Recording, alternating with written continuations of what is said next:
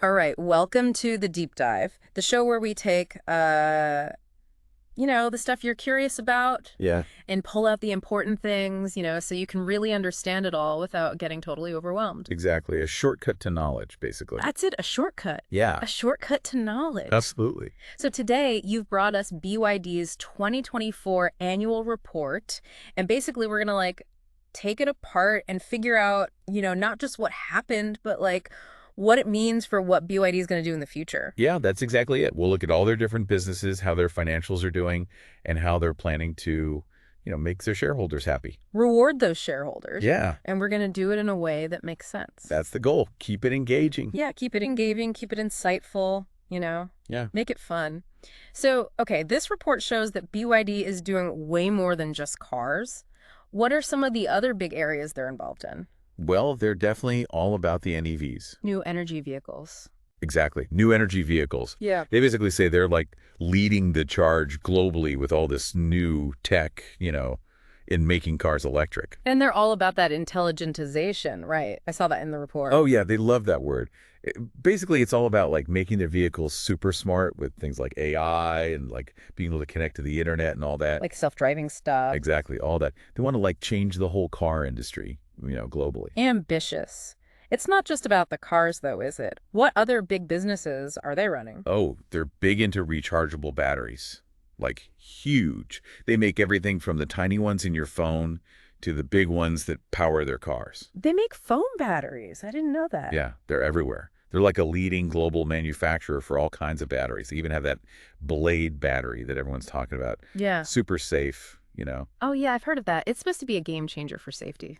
It really is. And they're not stopping there. They're also doing energy storage solutions, for like power grids and businesses, even homes. So they're like a one-stop shop for anything energy related. Pretty much. They're really tapping into the whole clean energy thing, which is smart. Speaking of clean energy, what about their photovoltaic business? I know they're into solar. Yeah, they're all in on solar. They have the whole supply chain figured out. They make the silicon wafers, the solar panels, they do the installations, the whole 9 yards. So they're making the solar panels themselves. Yeah, they are.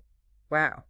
So wait, they're involved in making the cars, the batteries for the cars, Mm-hmm. and the energy to charge the cars. And the energy to charge them. Yep. It's like a fully integrated system. That's wild.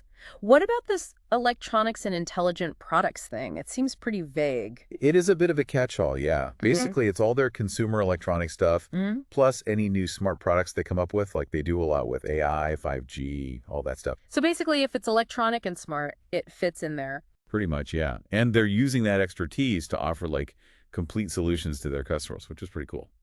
So it sounds like they've got a lot going on, a lot of different business segments. What about their growth strategy? How are they planning to expand? Well, they're all about going global. Like that was a big focus for them in 2024. Yeah, I saw that in the report. They're pushing their passenger vehicles into new markets all over the place. Yeah, and they're having a lot of success with it too. Their overseas sales have been really strong, and they're getting more and more popular in all sorts of countries. They're like setting up shops everywhere. They even started building their own fleet of ships, right? Why are they doing that? It's pretty smart, actually. By having their own ships, like the Explorer #1 and the BYD Changzhou, they can control their shipping costs and times, which is super important when you're selling all over the world. So they're not relying on other companies to ship their stuff. Exactly. It gives them a lot more control and flexibility. And they're in a lot of places now, right? Yeah, tons. They're in over 100 countries and regions on 6 continents. Wow, that's impressive. What about their mobile component and assembly business? What's happening there? They're all about helping their customers make new and better products. Basically, they're collaborating closely with other companies to enhance their competitiveness, which is pretty interesting. So they're not just making their own stuff, they're helping other companies make their stuff better. Exactly. And that side of their business is growing steadily too. In 2024, they started mass producing 3D printers and AI servers. And they're working on liquid cooling and power products too, so they're staying ahead of the curve. And they're investing heavily in R&D. I saw they spent a lot on that in 2024. Oh yeah, they dropped something like 54.2 billion RMB on R&D last year, which is like a 35% increase from the year before. Wow, that's a serious commitment to innovation. They're not messing around. Nope, they're not. They're playing the long game, and they know technology is key. What are some of the cool things they're working on with all that R&D money? Well, they've got this Super E platform that's pretty cutting edge. It's got flash charging batteries, a super fast electric motor that spins at 30,000 RPM. That's insane. And new silicon carbide power chips that are way more efficient than regular silicon. 30,000 RPM. That's got to be like a record or something, right? It's incredibly fast. Yeah, it's like faster than a jet engine. Pretty much. So this Super E platform, it's all about making EVs better, faster, more efficient. Exactly. They want to make charging an EV as fast as filling up a gas car. That would be huge. That's one of the biggest drawbacks to EVs right now, the charging time. If they can crack that, it's a game changer. Oh, yeah, absolutely. Yeah. And they're not just focused on speed either. Yeah. They've got this integrated vehicle intelligence strategy and an intelligent driving for all initiative going on. Basically, they're using tons of driving data and a huge team of engineers to make self-driving features more widely available. So they're really pushing the boundaries of what's possible with EVs. Big time. The report also outlined some key events from 2024. It seemed like a pretty busy year for them. What were some of the highlights? Well, they opened a new factory in Hungary, which is a big deal for their expansion into Europe. They also became an official partner of the Euro Cup, which gave them a lot of visibility. That's smart marketing. Everyone watches the Euro Cup. Exactly. They also entered the Indonesian market, which is a massive market for EVs. And they launched a bunch of new models in different markets, so they're really broadening their product lineup. So they're expanding their reach geographically and also in terms of the types of vehicles they offer. Absolutely. And on top of all that, they finished building their factory in Thailand, which is a big step in their plan to manufacture locally in key markets. And they're still making progress on the self-driving tech, right? Oh, yeah, that's moving along nicely. And then there's the employee stock ownership plan they adopted in November. Seems like they really want their employees to have a stake in the company's success.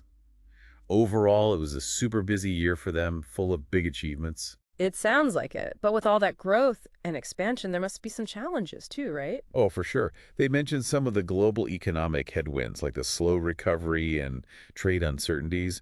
And in China, they talked about weak domestic demand and like the whole economic transition that's going on there.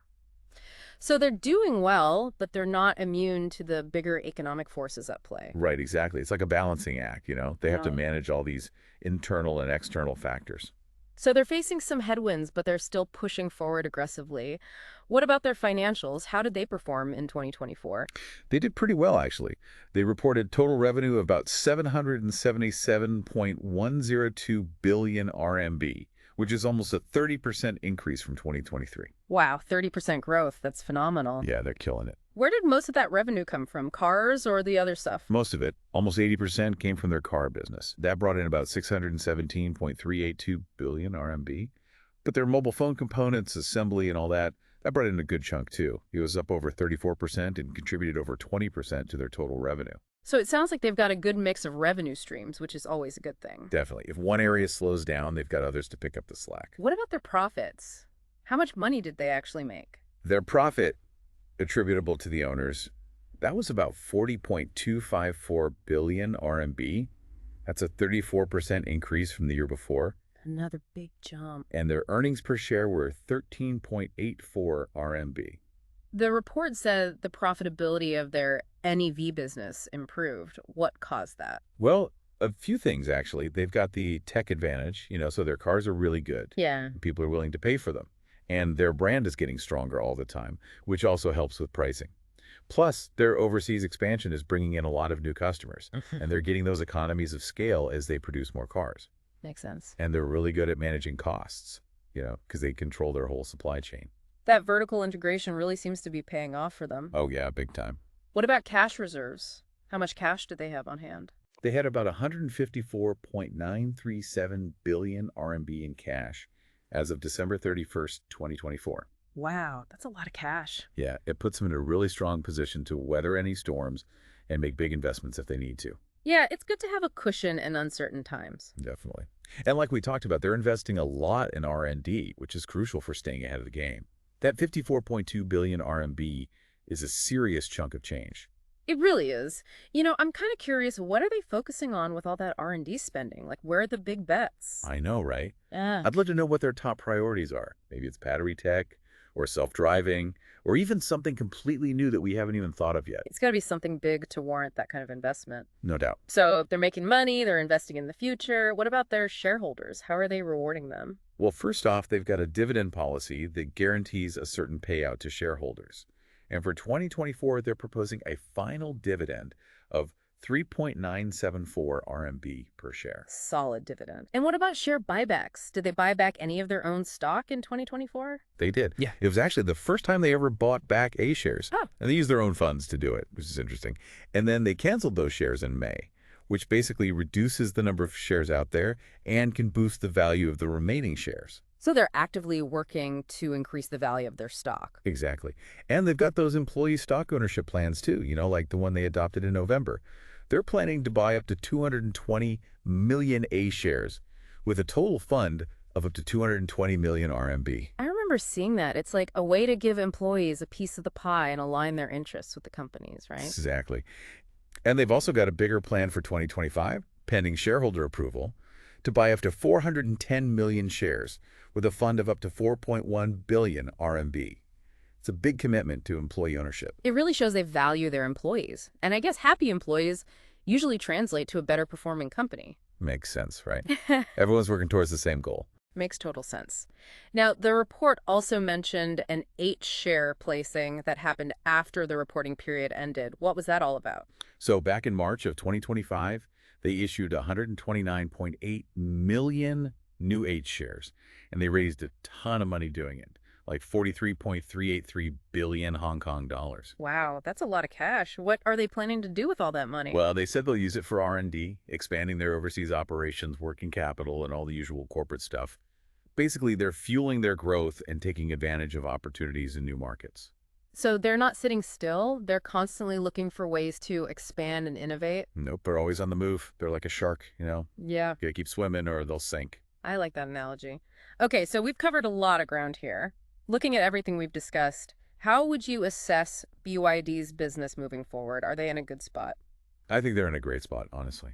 They're really firing on all cylinders right now. Yeah. They're innovating, they're expanding globally, and they're taking care of their shareholders. It's hard to find a weakness. They're not facing any challenges, though, are they? We talked about the economic headwinds and the competitive landscape. Oh, there are definitely challenges. Like they've got to navigate the global economy, which is always a bit unpredictable. And competition in the EV space is getting fierce. Everyone's trying to grab a piece of that pie. And maintaining that cost advantage as they grow is going to be key, right? Totally. But, overall, I'm really bullish on BYD. I think they've got the right strategy and the right team to succeed in the long run. It's an exciting company to watch, that's for sure. I feel like we've barely scratched the surface today, though. There's so much to dive into with a company like this. Yeah, they're doing so much, it's hard to cover it all in one go.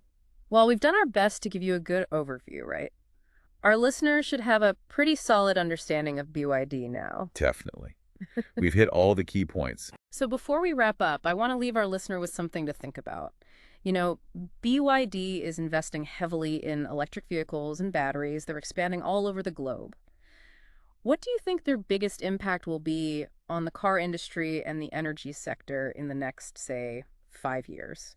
It's a big question, but something worth pondering. It really is. I'd love to hear our listeners' thoughts on that. Yeah, let us know what you think. Thanks for joining us for another deep dive. Until next time. See you.